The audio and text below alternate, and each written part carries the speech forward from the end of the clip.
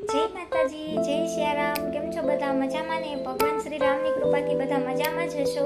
અને આજે છે શનિવાર અને આવતીકાલે રવિવાર એટલે કે દિવાસો.